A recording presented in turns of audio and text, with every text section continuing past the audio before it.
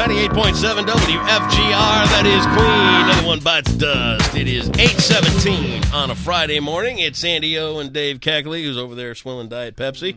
Good for you. And we've got an old friend of mine in the studio this morning. John Richard is here. John, how are you? I'm great. Thanks for having me, guys. Look at you over there. We grew up. Look at us. We both got gray in our beards now, and we're... I know it. 1990 at JC. Yeah, at least he's wearing a collared shirt. Well, so he's got a higher paying job than I do. Well, what's wrong with the shirt from the Pig and Pancake? Not at all. Nothing at all. I'm no longer critiquing your wardrobe. You shouldn't. Yeah, last time I saw you was L.C. Walker. You had your shirt off and you were drinking beer, I think. No, that was not the case. I can almost guarantee that. The shirt doesn't come off. I don't even like taking it off when I'm in the shower. That's disgusting. Jeez. But I got to know John way back when in JC, and neither one of us can remember what class we had or if it was like a group of friends or how did we ever get to know each other? Again, beer comes into play.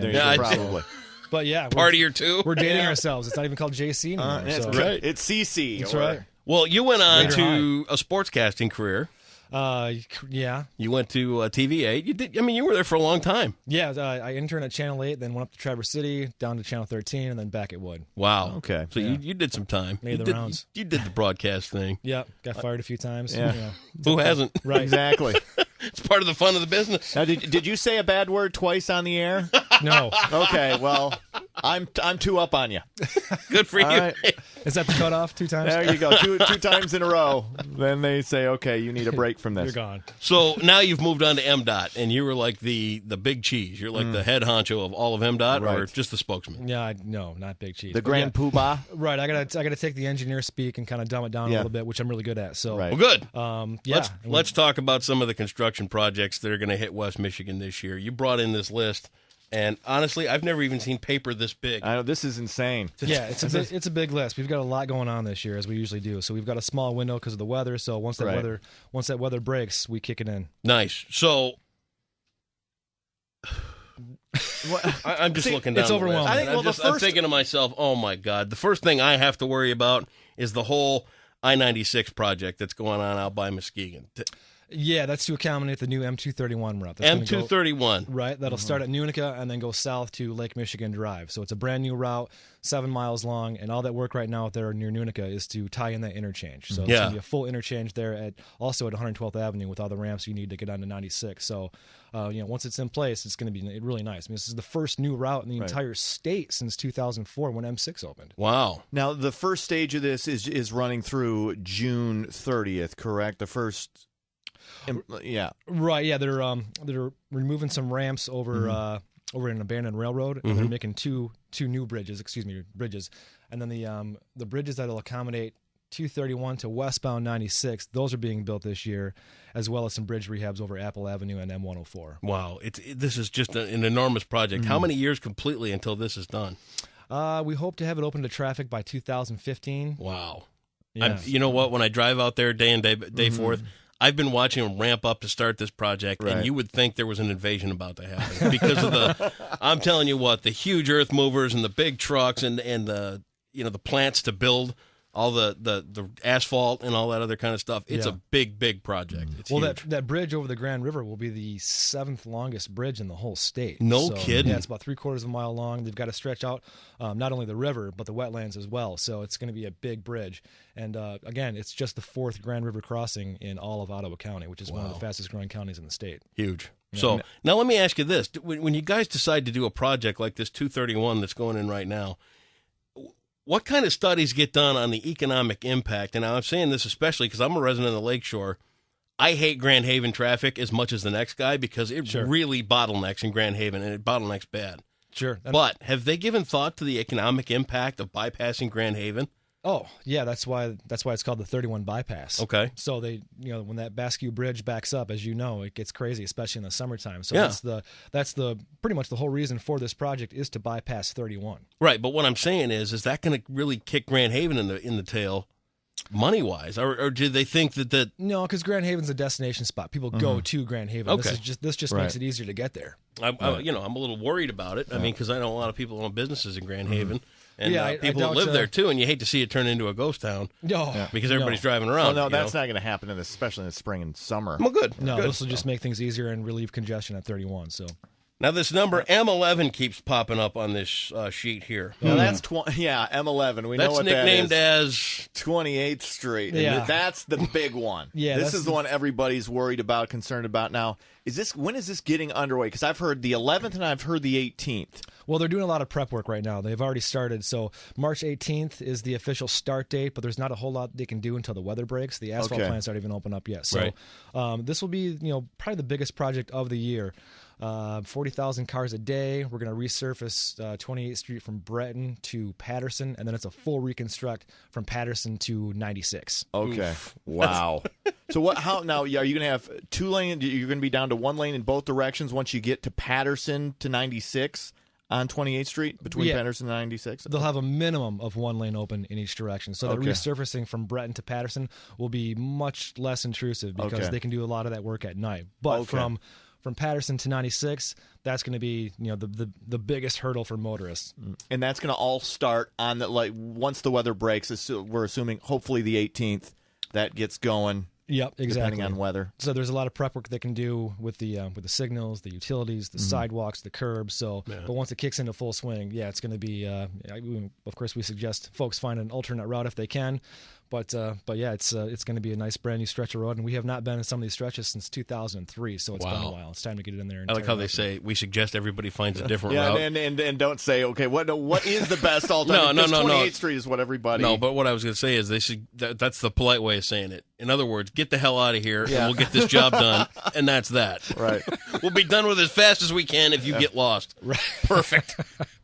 Yeah, I can dump it down even further than you. Yeah. So there you go. Now, the other one is 131. We're adding a weave merge lane on northbound between Leonard and Ann Street. Okay. So that's going to be a great improvement to the system. So that should relieve congestion.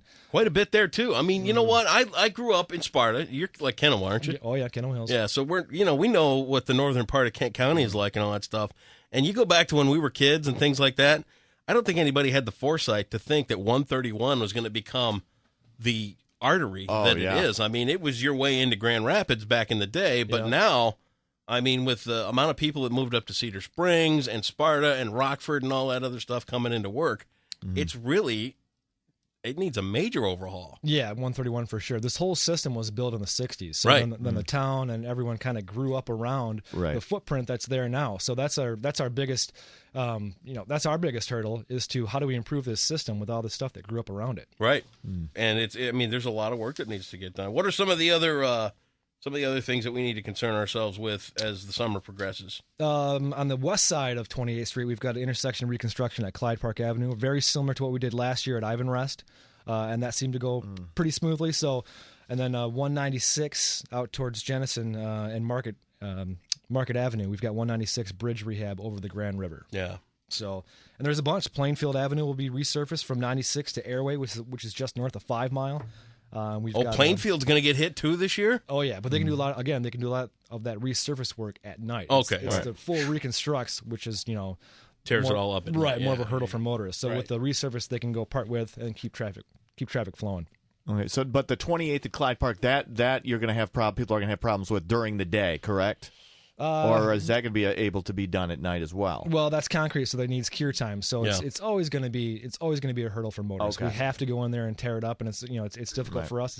It's difficult for you guys. So, but you got to do it. Now we've got a list of the projects down here and what they're going to cost and all that kind of stuff. What does the state pay per year for road construction? On average. On average, the Grand Region, which is the surrounding 8 counties, we're usually just over $100 million, but this year we're up to $194 because of M231. $194 million invested just in the 8 counties, around Grand Rapids, and again, $94 million of that is going to M231. Unbelievably big projects and all this stuff. Now, talk about the road budgets. I mean, is Michigan on par with a lot of the other states around that? The money that we spend on roads? No, actually, we're one of the lesser funded states in the country. What a surprise. So we've been using the gas tax since 1951. There was a tax increase in 1997, but it's been stagnant since then. And since gas is, $4 a gallon, no one's buying gas. Right. Cars are more fuel efficient, so we get less and less money each and every year. So I know $194 million sounds like a ton of money, and it is, but it starts to dwindle every year. So what you're advising people to do is buy Hummers. Buy Hummers, pay more. Seriously, everybody get a Hummer. We'll get these roads fixed in a week. And you won't need the roads fixed There you because you got go. the Hummer. See, there you go. Now it's like it's a double-edged sword then. And there's lots of talk about a user fee. The more miles you drive, the more you'll pay. Yeah. So Really? that's got to pass legislation, just like Governor Snyder's new tax increase has to pass legislation, which, as you know, is no easy task. Yeah, I don't think I'm not for the. I would rather see like a 2-cent state income sales tax thing than a gas tax, because I'm going to tell you what, it was all fun and games when we signed up to start this radio show, and I drive in from Muskegon every day. Right. But dude, I'm looking at $1.25 a week in gas to get back and forth, and it's a kick in the pants. I know. That's why people are driving less, and again, that's less money for the roads. That's what they have to do something to change. So leave leave your bikes in the garage. That's right. Drive more. We don't need more bike lanes. Now, if Get in your car. if people would like to call you and complain, what number can they use instead of us? Well, let's see. Actually, my email and phone number is on our website. On our website, yeah. So I get phone calls and emails and Twitter and Facebook stuff all the time. We get compliments, we get complaints, so it's all over the board. Yeah, you're used to it at this point, huh? Yeah. It's one of those things people bitch about, they complain about, but it has to get done. Yeah, I mean, no one wants to pay for the roads. Everyone wants them fixed. No one wants to be stuck in traffic. But again, if you've got a nice new road, you're not stuck in traffic. That saves you money. It saves you wear and tear in your car too. Sure. So it depends how you look at it. Sure. All right. Well, you know what? The door's open for you. If you want to come back in and give us the up to date on whatever's going on as far as roads go, we'll be friends. Right. I mean, the rest of the public might not like you, but we're good. Thank you. Appreciate that. Circle of trust right here. That's Circle right. of trust. It's our little circle of trust. John, Richard, good to see you again from MDOT. Have a great construction season and all that good stuff. Do you get bonuses for doing stuff like this? No. You can come in every Friday if you want. I'm a good steward of the tax-paying citizens of Michigan, so There no you go. bonuses. No bonuses. Nice. Thanks, fellas. John Appreciate Richard it. from MDOT. Watch out for those constructions. Give them all a break and take it easy around construction zones.